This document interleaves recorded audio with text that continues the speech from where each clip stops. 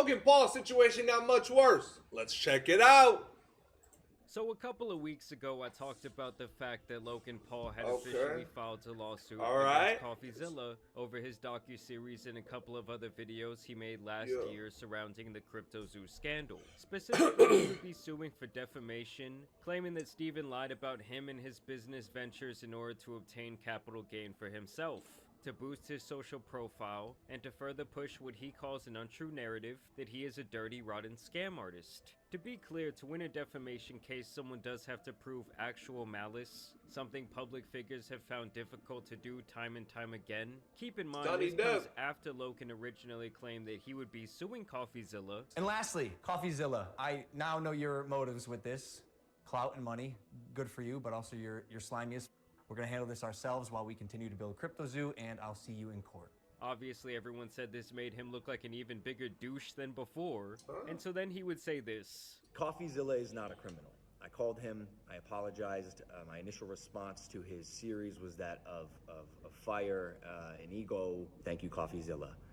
You have catalyzed this, and I am very grateful for your work and your investigation. Get his fucking dick out your mouth, gang.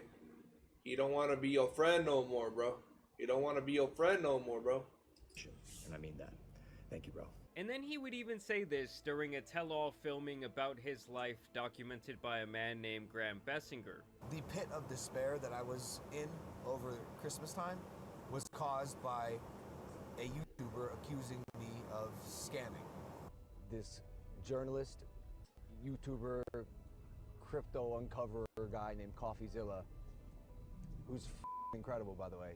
A very thorough, good-hearted, smart guy, did a deep dive into this project that I attempted to make called CryptoZoo. For reference, Graham has been around for a very long time, and he is considered a respected independent journalist. And y'all know Logan couldn't help but beef with this guy. They did this interview after the documentary came out, and Logan claims that Graham pulled the old bait and switch on him. Basically, when he signed up to do this behind-the-scenes look into his life, Logan claims that he was under the assumption that it would be streamed to a major service like Apple TV or Amazon Prime, and in the end, the only place it went was on Graham's personal YouTube channel. And I gave you everything I have. I opened up to you. I was vulnerable. I let you into my house on Christmas because I thought the show would go to Apple, but instead you plastered it on your personal YouTube channel. 4 months ago, I told everybody where it was airing and what happened. In 4 months, never was there any issue communicated to us about where it was airing. You're lying. Let me finish. Oh, the sweet irony of Logan being upset for someone not delivering what they promised. Honestly, if what Logan says is true, and this man duped him that much, that is hilarious. Is there a possibility that he tried to shop this piece of content around and no one wanted it? I mean, this shit got less hits than when Adam22 gave away his wife. And during this back and forth, Graham would even expose that Logan wanted any clips discussing or about CryptoZoo to be removed from the documentary. The only issue that was ever communicated was remove this crypto stuff, remove this CryptoZoo stuff. If CryptoZoo is in there, if CoffeeZilla's in there. Bro doesn't look like he's lying. I love the look. Bro just look like he's fucking lying right now, bro. Look on his face whenever someone mentions this absolute failure of a project. To me, at the end of the day, Logan laid in bed with some dirty dogs, and now he wants to sweep it all under the rug and silence anyone who has something to say about it. But the only problem is that this dude now has flea bites all over him. What responsibility do you feel for what happened?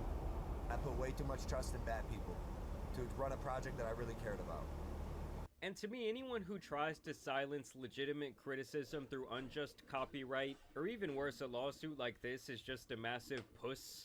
Like, the sheer idea that this man is now trying to play the poor little victim here is ludicrous.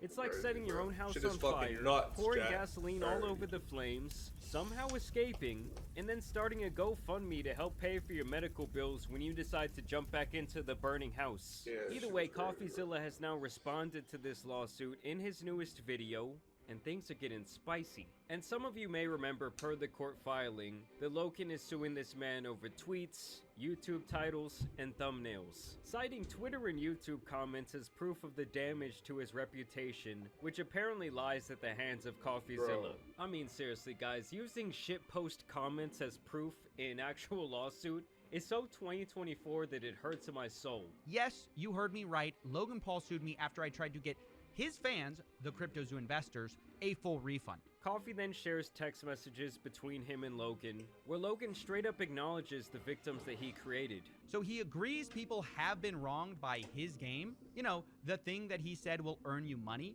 It's a really fun game that makes you money. And you guys have to remember that CryptoZoo is something that Logan himself said that he would be thrilled if it turned out to be some of his fans' first step into the worlds of investment. Right? Like, I just know that I love it. Yeah. My developers and my team love it. Who loves it most? The kids. I think that's the most important thing we're doing. What? Kids are going to care about the blockchain because of my project. That's incredible. Yeah. Imagine your first experience on the blockchain is with CryptoZoo. And by the way, dude, I don't fucking know if it's gonna work. Like, nah, kids, don't open that Roth IRA. Don't start putting some money into a large index fund. My broken crypto game that revolves around shitty photoshopped animals is the future investment vehicle to your generational wealth. Above that, it's apparent just looking at the lawsuit itself that Logan did not know enough about the intricacies of cryptocurrency, the blockchain, and NFTs to properly manage this project. That is his angle, as I understand it, is that he's now trying to paint himself as a victim of his own incompetence. Everything you just said has an element of truth to it. Here's the problem. What you just described isn't a scam. I took on a project that I was simply incapable of handling at the time. By the time this comes out, it'll be done. The game's gonna be made. You're gonna have the opportunity to get your money back if you want, if you don't want to play the game. And guess what? The documentary came out and no game. I can see why he wanted all of this out of the documentary, because it makes him look like an even bigger liar who will say and do anything to try and get on the right side of the general public. Yeah, that's just You think crazy. he'll take accountability for not launching CryptoZoo? No. This time, he blames the government. He says releasing CryptoZoo has too many regulatory hurdles. Maybe they should have thought of that before multi-millions of dollars of zoo tokens and eggs were sold. These internet journalists, internet investigative reporters have way too much responsibility on their hands that is being mismanaged. Has this man ever looked in the mirror once and actually thought a critical thought about himself? You know, laid in bed at night and just really taking accountability for his mistakes? I mean, at this point to me, it's like, what is real? He lies about being sorry. And I am very grateful for your work and your investigation. And now he can't even keep his story straight when it comes to righting his wrongs. I didn't make any money, bro. I've lost $500,000 on this. Where's the scam? So this lawsuit from beginning to The end fuck? is groundless, meritless, frivolous, and Logan knows that because behind the scenes, in clips he didn't want to get out, he's saying I'm thorough and good-hearted. But in public, he wants to sue me, silence me, and cost me money, because that's the one department where we both know he's got me beat. Now, Coffee gets completely transparent here in Okay. admitting that the media insurance he had been paying for is not going to be covering this lawsuit, and that he will be having to handle this legal matter out of his own pocket. Remember that Logan is suing him in excess of $70,000 in damages. And of course, we all know that Logan will have very good lawyers, which he can easily afford, and Coffee will have to foot his own legal bills, which can quickly jump up into hundreds of thousands of dollars. He did release some merch to help cover the cost, which I did go purchase, and I encourage you to go help him if you can as well. Now here's where things get extremely spicy, as Coffee has been once again digging around and had found some information regarding a crypto project called Liquid Marketplace. He had apparently previewed this investigation on his channel only 6 days before the lawsuit was filed, and only 24 hours before he would be served papers, he had reached out to Logan for a comment on the Liquid Marketplace. Logan's lawyers then threatened me in that lawsuit email that if I report on this new story, Logan might hold me accountable. Of course, I don't believe that's the only reason I was sued. Clearly, Logan wanted to sue me for a while, but I believe this new investigation played a role in pulling the trigger. Liquid Marketplace was advertised as a private company that allows users to buy, sell, and trade partial ownership Bro, this is of very fucked up, bro. expensive collectibles. Dead The ass, platform bro. uses blockchain and crypto technology to tokenize collectibles, trading cards, and other items. So it sounds like this was all right up the crypto slash NFT bros alley, and as a matter of fact, Logan even apparently co-founded the platform. On a platform that I co-founded called Liquid Marketplace. It allows co-ownership of top-tier assets. So instead of one person, me owning this card, we as a collective can co-own it together. Basically, the idea behind this platform is shit a make lot my like brain taking hurt, an bro. asset and dividing it into shares, almost like a stock on the stock market. Like, for example, let's say that I say this glass of water is worth $100. Well, the idea was that the Liquid Marketplace would then go divide that into like 1,000 shares, and then turn around and sell these partial shares to different investors. So if I go and buy 800 of the shares and my boy buys the other 200 shares, well, I now own 80%, he owns 20%, and then when you eventually cash out or the item is auctioned off, you hope that the value goes up so you see some return on your investment. Now basically, Coffee started hearing sketchy things from people who allegedly bought into this shared asset concept, and he wanted to investigate it. I can only imagine that this really made Logan mad. I'm sure he felt like he was finally getting out of the weeds with the CryptoZoo buyback program being completed and the public outrage around his name calming down. And to me, this lawsuit now makes a lot more sense. Before, I really questioned why Logan would want to stoke this dying fire. But now, in my opinion, it appears that he was out to make sure that more things from this crypto boner era wouldn't come to light. And I want to make it clear as day that I'm not saying that Logan Paul is a scammer. I'm just saying I think he's one shady ass dude who fails to do his homework.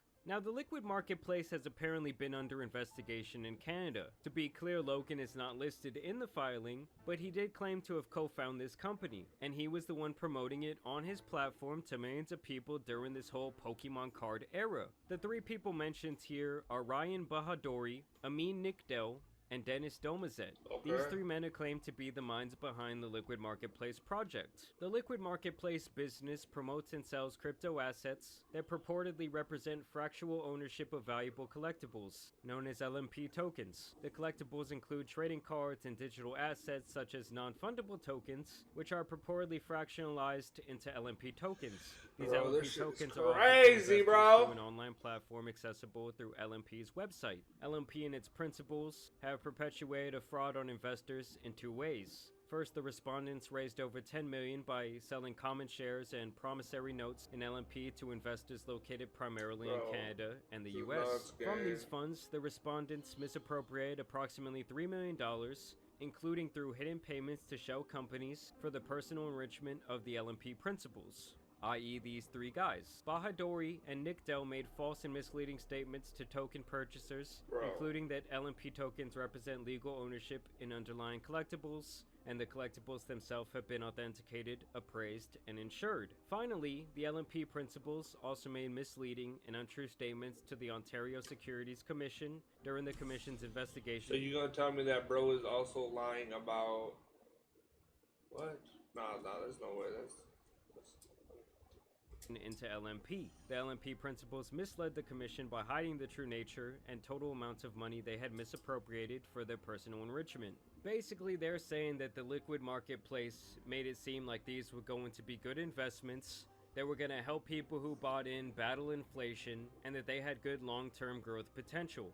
LMP has also purported to list collectibles on initial drop at cheap or discounted prices, further creating an expectation of profits for token purchasers, whether through LMP token trades on the marketplace or sale votes to sell or auction their collectibles for their purportedly higher market value. Basically, it sounds to me like these guys were taking not only money collected from the sales on their website, but money from legitimate investors and using it to fund their personal lifestyles, including high-end clothing, jewelry, and other luxurious services, using bonuses and expenses to write off these loans that were really just stolen money. Allegedly, that is. The suit goes on to say that the guys behind Liquid Marketplace defrauded customers of their website by misrepresenting the fundamental characteristics and risks of the LMP tokens. Basically, when they said that these LMP tokens represented legal ownership and they would be recorded on the blockchain, they were completely full of shit. Contrary to these representations, as described in greater detail below,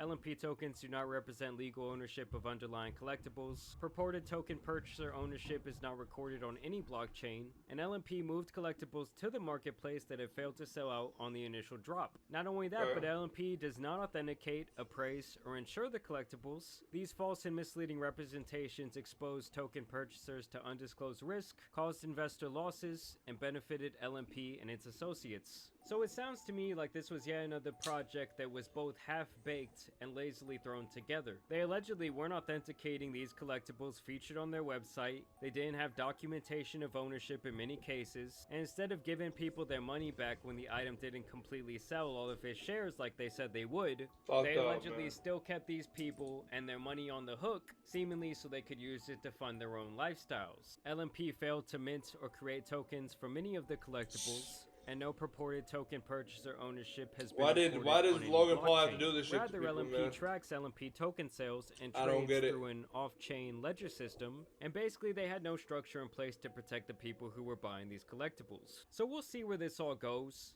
I did want to make it clear that in this filing, Logan Paul's name is not mentioned once, and I really have no reason to believe that he profited off this venture. But his name and advertising being attached to yet another shady crypto NFT project of course is going to raise some eyebrows, and if they were indeed committing fraud, well, Logan once again looks like either a clueless fool or just a flat-out demented person who wants to scam people in his audience. Now honestly, the truth probably lies somewhere in between. I do think that Logan got way in over his head when it came to all this crypto stuff. I mean, I'm not surprised at all that someone with an ego as big as him would have the goal to believe that they could manage a project like this when it really takes years to truly understand like what it all means. Either way, I want to know what you guys think about this down below. I also encourage you to go support CoffeeZilla. But either way, as you guys know, it's been your boy the Tan Superman, and some other lawsuits out here need to be covered. So I'm out. Peace! I don't know what to think about this shit, man. Y'all let me know what y'all think. Put it in the description. Let me know what other videos you guys want to see me react to. Until the next video, I am out. Peace.